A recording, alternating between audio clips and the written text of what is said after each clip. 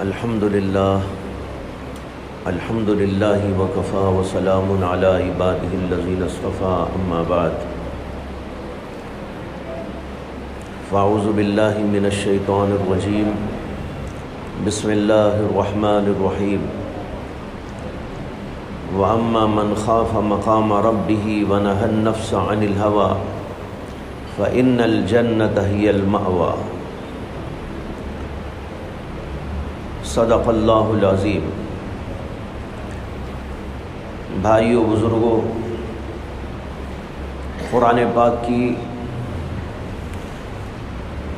آیت آپ کو سنائی گئی جس میں اللہ کا ارشاد ہے کہ جو آدمی اللہ کے سامنے کھڑے ہونے کا خوف کھائے اور اپنے نفس کو گناہوں سے بچا لے تو اس کا ٹھکانہ جنت ہے۔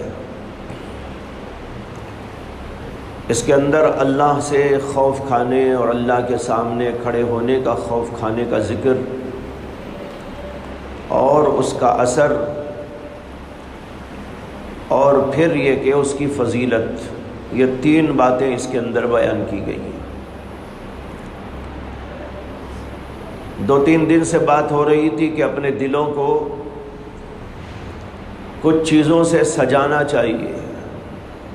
ان میں سے ایک چیز تھی اللہ کی محبت اور اللہ کی معرفت۔ دوسری چیز جس سے اپنے دل کو سنوارنا اور بنانا ہے وہ اللہ کا خوف۔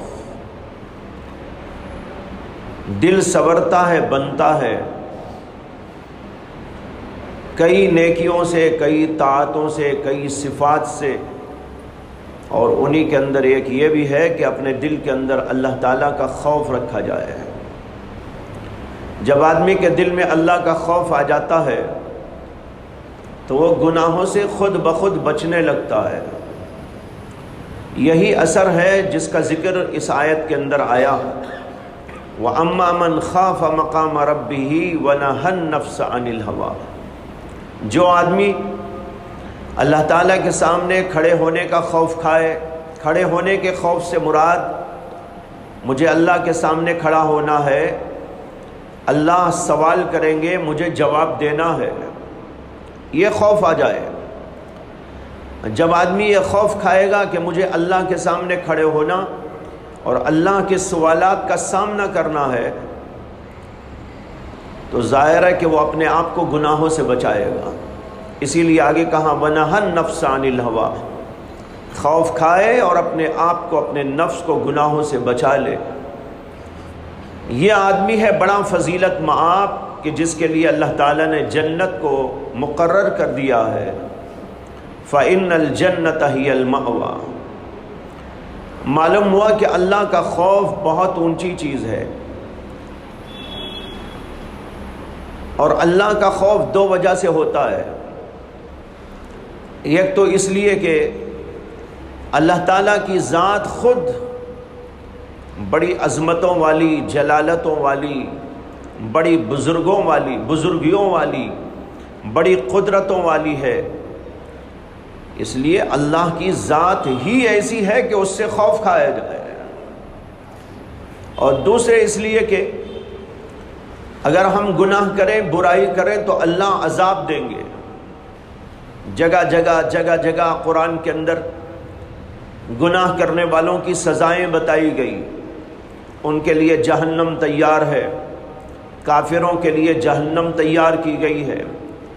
ایسے ہی فاسقوں کے لیے، عاصیوں کے لیے، گنہگاروں کے لیے مختلف قسم کے عذابات کا ذکر کیا گیا ہے۔ اس اعتبار سے بھی اللہ کی ذات ڈرنے کے قابل ہے۔ تو ایک ڈرنا ہے اللہ کی ذات سے، اس کی عظمت کی وجہ سے، اور ایک ڈرنا ہے اللہ تعالیٰ سے اس کے عذاب کی وجہ سے۔ اس کو ایسا سمجھو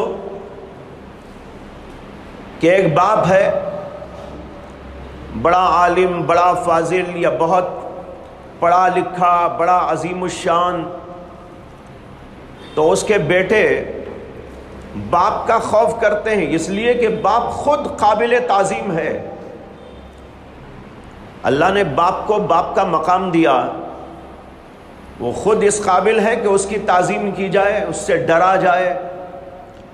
اس لیے باپ کو دیکھتے ہیں تو بچے ڈرتے ہیں، چاہے باپ پیار ہی کیوں نہ کرتا ہو، تب بھی اس سے ڈرتے ہیں۔ ڈرنے کا مطلب اس کی عظمت کرتے ہیں، اس کا خوف کھاتے ہیں، اس کے ساتھ لحاظ کا معاملہ کرتے ہیں کہ بھائی باپ ہے۔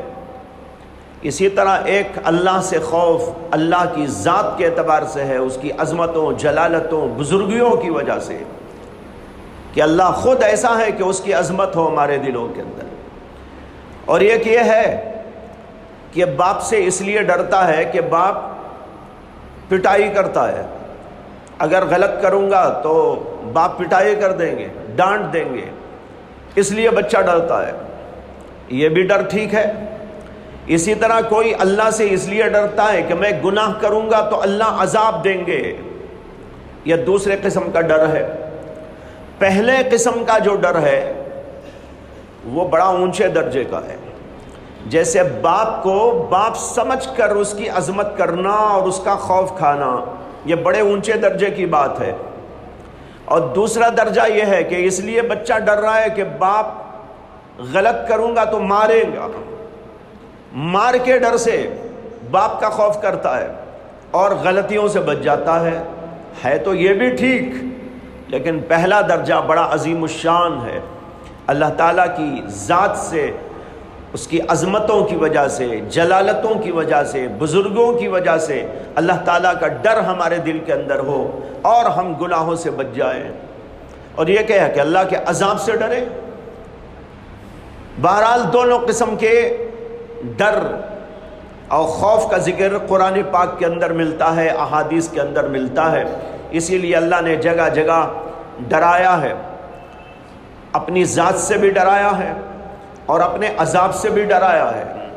دونوں قسم کا ڈر اللہ کا ہمارے دلوں میں ہونا چاہیے، اور اس کا اثر یہ ہوتا ہے کہ انسان اللہ کی نافرمانی سے بچ جاتا ہے۔ وَنَهَا النَّفْسَ عَنِ الْهَوَىٰ، حدیث میں آتا ہے کہ نبی اکرم صلی اللہ علیہ وسلم دعا فرماتے تھے، دعا میں فرماتے تھے اللہم اجعل حبک احب الاشیاء الی واجعل خشیتک اخوف الاشیاء عندی، اے اللہ مجھے اپنی محبت تمام چیزوں کی محبت سے زیادہ عطا کر دی، اتنی محبت کسی کی نہ ہو جتنی محبت اللہ کی۔ یہ باقاعدہ اللہ کے نبی دعا مانگتے تھے، اللہم اجعل حبک احب الاشیاء الی، اے اللہ میرے نزدیک آپ کی محبت تمام چیزوں کی محبت سے زیادہ کر دیجیے۔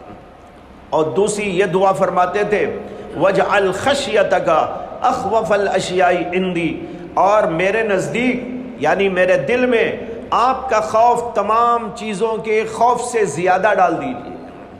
محبت بھی ہو تو بے پناہ، اور اللہ کا ڈر ہو تو وہ بھی بے پناہ۔ اتنا ڈر کسی کا نہیں جتنا کہ اللہ کا ڈر۔ جس دل کے اندر اللہ کا ڈر آ جائے گا تو بھائی اس کی زندگی میں بڑی تبدیلیاں آ جاتی ہیں، وہ گناہوں کے قریب نہیں جاتا۔ گناہ کے جذبات تو آتے ہیں، گناہ کے خیالات تو آتے ہیں، وسوسے بھی آتے ہیں۔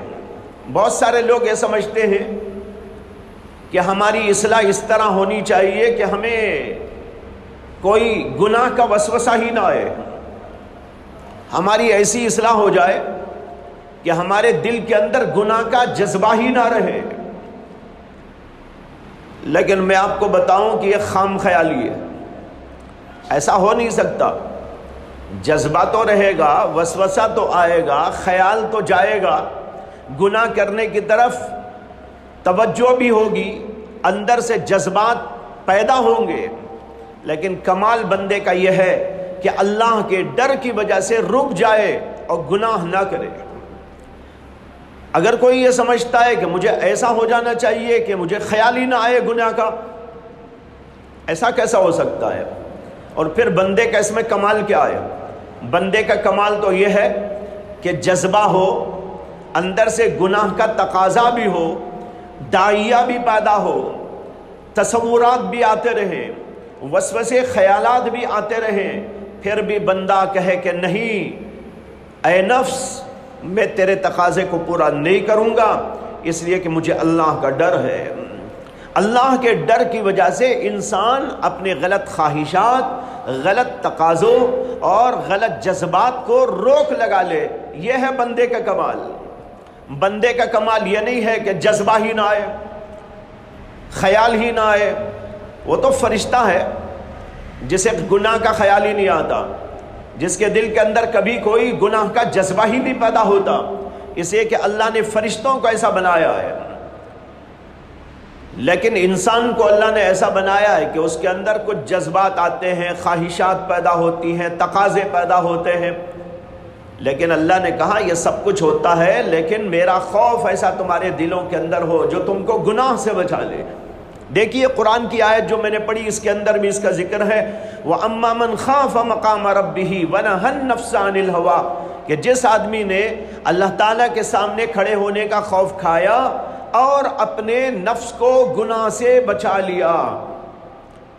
معلوم ہوا کہ آیا تھا شوق گناہ کا، آیا تھا تقاضا گناہ کا، آیا تھا داعیہ اور جذبہ گناہ کا، لیکن اللہ کے ڈر کی وجہ سے اس نے اپنے آپ کو روک لیا۔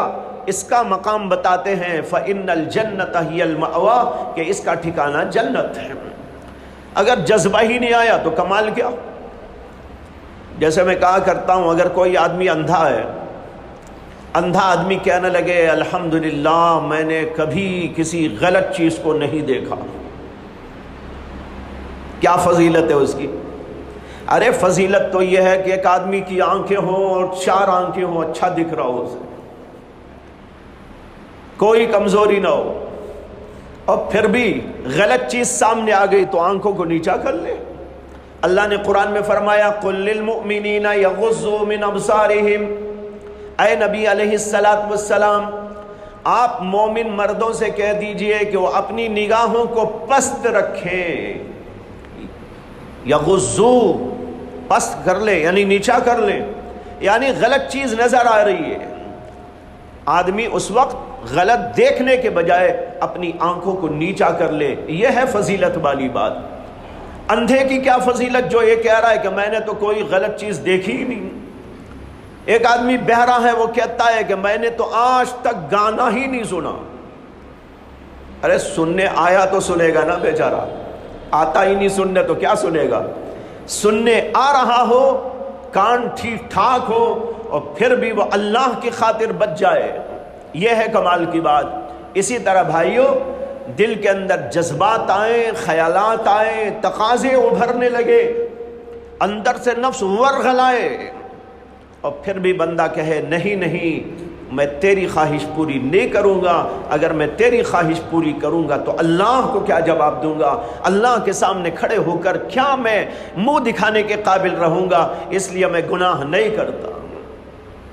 یہ ہے وہ چیز جس سے انسان کو فضیلت ملتی ہے۔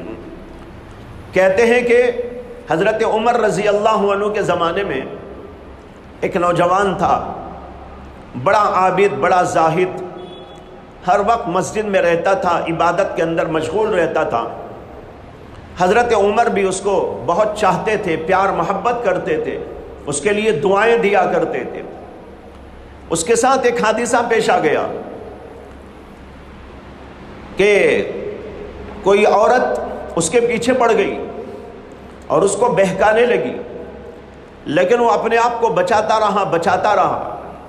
ایک بار ایسا اتفاق ہو گیا کہ اس نے اس کو دعوت دی، یہ مسجد سے نکل کے جا رہا تھا تو اس نے اپنے گھر آنے کی دعوت دی، تو اس نوجوان کا کچھ ذہن اس طرح بن گیا کہ بس وہ اس کے گھر کی طرف چلنے لگا۔ کچھ دیر گیا، کچھ آگے گیا تو فوراً اس کو احساس ہوا کہ میں کتنے غلط کام کے لیے جا رہا ہوں، میں کہاں سے کہاں پہنچ گیا ہوں۔ میں مسجد میں رہنے والا، نیکی کرنے والا، اللہ کو ڈرنے والا، لیکن مجھے اب نفس نے بہکا دیا تو میں کہاں سے کہاں چلا گیا۔ بس یہ اللہ کا ڈر آیا اس کے ذہن میں، دل میں، اور اللہ کا ڈر آتے ہی اس کے اوپر بے ہوشی طاری ہو گئی۔ لوگوں کو پتہ نہیں کہ کیا ہوا، یہ تو دل کے اندر کی بات ہے، لوگوں کو کیا خبر کہ بھائی کیا ہو رہا ہے۔ کیا جذبات آ رہے ہیں، کیا خیالات آ رہے ہیں، دل کے اندر کیا ہو رہا ہے، کسی کو خبر نہیں۔ اس نے کہا آؤ، یہ آگے چلنے لگا، چلتے چلتے اللہ کا ڈر آیا، اور ڈر بھی دل کے اندر آیا، اور اس کے اوپر بے ہوشی طاری ہو گئی۔ لوگوں نے دیکھا کہ بھئی یہ نوجوان مسجد میں آنے جانے والا، بڑا نیک، بڑا متقی، بڑا عابد زاہد، کیا ہو گیا اس کو، بے ہوش ہو گیا ہے۔ اٹھا کر اس کے گھر کو پہنچا دیا۔ گھر گئے تو ہوش آیا، باپ اس کا موجود تھا۔ باپ نے کہا کیا ہوا؟ لڑکا کہنے لگا کہ میرے سے بہت بڑی غلطی ہو گئی، اور واقعہ سنایا کہ ایسا ایسا ہوا۔ اب مجھے اللہ کا ڈر لگ رہا ہے کہ میں اللہ کو جا کے کیا منہ دکھاؤں۔ اب دیکھو یہ ہے وَأَمَّا مَنْ خَافَ مَقَامَ رَبِّهِ، اللہ کے سامنے کھڑے ہونے کا خوف اس کے دل کے اندر آ گیا۔ باپ سے کہنے لگا کہ ابا جی میں اللہ کو کیا منہ دکھاؤں گا، میں اللہ کے سامنے کیسا جاؤں گا، ڈر ہو رہا ہے، گھبراہٹ ہو رہی ہے۔ ایسا ڈرا کہ کچھ ہی دیر کے بعد دل پھٹ گیا اللہ کے خوف کی وجہ سے، اور انتقال ہو گیا۔ یہ حضرت عمر کے زمانے کا واقعہ ہے۔ علامہ ابن کثیر رحمۃ اللہ علیہ نے اپنی تفسیر ابن کثیر کے اندر اس کا ذکر کیا ہے۔ کہتے ہیں کہ اس کے بعد جب انتقال ہو گیا تو نہلایا گیا، دھلایا گیا، لے جا کے دفن کر دیا، لیکن حضرت عمر کو اس واقعے کی اطلاع ہی نہیں ہوئی۔ تجہیز، تکفین، تدفین سب ہو گئی۔ 2-4 دنوں کے بعد حضرت عمر رضی اللہ تعالی عنہ نے کسی سے پوچھا، ارے وہ نوجوان کیا ہوا، نظر کیوں نہیں آتا؟ ہمیشہ مسجد میں رہنے والا 2-4 دنوں سے مجھے نظر نہیں آیا، کہاں چلا گیا؟ کسی کو کچھ خبر ہے؟ تو لوگوں نے بتایا کہ حضرت اس کا تو انتقال ہو گیا۔ حضرت عمر نے کہا انتقال ہو گیا، ہم کو اطلاع بھی نہیں ہوئی، کیا ہوا، کیسا ہوا؟ لوگوں نے بتایا کہ ایسا ایسا واقعہ ہوا۔ حضرت عمر رضی اللہ عنہ اس کے گھر تشریف لے گئے، باپ سے تعزیت ادا کی، گھر والوں سے تعزیت ادا کی، اور پھر اس کے بعد فرمایا کہ مجھے اس کی قبر پہ لے کے چلو۔ چنانچہ قبر کے پاس میں گئے، اور پھر وہاں حضرت عمر رضی اللہ عنہ نے اس نوجوان سے قبر پر کھڑے ہو کر خطاب کیا۔ انہوں نے کہا کہ اے نوجوان، میں نے قرآن میں پڑھا ہے وَلِمَنْ خَافَ مَقَامَ رَبِّهِ جَنَّتَانِ، جو اللہ کے سامنے کھڑے ہونے کا خوف کھاتا ہے اسے اللہ 2 جنتیں عطا کرتے ہیں۔ دیکھو الفاظ، وَلِمَنْ خَافَ مَقَامَ رَبِّهِ، جو آدمی اللہ کے سامنے کھڑے ہونے کا خوف کھاتا ہے اس کے لیے جنتان، 2 جنتیں، سب کے لیے 1 جنت، اللہ کا خوف کھانے والوں کے لیے 2 جنتیں۔ یہ اللہ نے قرآن میں ذکر کیا۔ حضرت عمر نے اس آیت کا حوالہ دیا اور کہا کہ اے نوجوان، قرآن میں آیا ہے، ہم نے پڑھا ہے وَلِمَنْ خَافَ مَقَامَ رَبِّهِ جَنَّتَانِ، اللہ کے سامنے کھڑے ہونے کا خوف کھانے والوں کے لیے 2 جنتیں ہیں۔ کیا تجھے 2 جنتیں مل گئی؟ قبر کے اندر سے آواز آئی، سب لوگوں نے سنا، حضرت عمر نے سنا، قبر کے اندر سے آواز آئی نوجوان کی، الحمدللہ اللہ نے مجھے 2 جنتیں عطا کر دی۔ دیکھ رہے بھائیوں، یہ ہے اس آدمی کی فضیلت جو اللہ کے سامنے کھڑے ہونے کا خوف کھا کر اپنے آپ کو گناہوں سے بچا لیتا ہے۔ علامہ ابن الکثیر نے یہ لکھی ہے، واقعہ لکھا ہے اس آیت کے ضمن میں، جس میں آتا ہے کہ اللہ تعالیٰ کہتے ہیں ان الذین اتقوا اذا مسهم طائف من الشیطان تذکروا فاذا هم مبصرون۔ یہ آیت ہے سورہ اعراف کے بالکل اخیر میں، اس کے اندر اللہ فرماتے ہیں کہ ان الذین اتقوا، جو لوگ ڈرتے ہیں، تقوی کی زندگی کرتے ہیں، اللہ سے ڈر کر زندگی کرتے ہیں، ان الذین اتقوا اذا مسهم طائف من الشیطان، جب انہیں نفس کا، شیطان کا کچھ بہکاوا لگ جاتا ہے، طائف من الشیطان، شیطان کا بہکاوا، شیطان کے وسوسے، ان کو آ کر گھیر لیتے ہیں. متقی ہیں، پرہیزگار ہیں، بڑے اللہ والے ہیں، لیکن شیطان تو سب کو بہکاتا ہے. متقیوں کو بھی بہکاتا ہے، اولیاء اللہ کو بھی بہکاتا ہے. اب دیکھو اتنا پکا نوجوان لیکن شیطان نے بہکایا. اللہ اسی کو کہتے ہیں اذا مسہم طائف من الشیطان، جب شیطان کا بہکاوا ان کو آتا ہے. تذکروا، وہ یاد کرتے ہیں اللہ کو، ان کو اللہ یاد آ جاتا ہے. ارے میں کہاں جا رہا ہوں، کیا کر رہا ہوں، کیا گڑبڑ کر رہا ہوں، کیا غلط کر رہا ہوں، کون سے بہکاوے میں جا رہا ہوں. تذکروا، یاد کرتے ہیں. فَإِذَا هُمْ مُبْصِرُونَ، پھر ان کی آنکھیں کھل جاتی ہیں. ان کی آنکھیں، جیسے کہ اس نوجوان کی آنکھیں کھل گئی، ذرا سا آگے بڑھا، آنکھیں کھل گئی، کہاں جا رہا ہوں، کیا کر رہا ہوں، کیسی غلط جگہ جا رہا ہوں، یہ کہہ کر آنکھیں کھل گئی اور نوجوان بچ گیا. اسی آیت کے ضمن میں یہ واقعہ پیش کیا گیا ہے جو ابھی عرض کیا آپ کے سامنے. تو بھائیو، یہ ہے اللہ تعالیٰ کا خوف کھانا. ہم سب کو اپنے دلوں کے اندر اللہ تعالیٰ کا ڈر اور خوف پیدا کرتے رہنا چاہیے. ڈر خوف کیسے پیدا ہوگا؟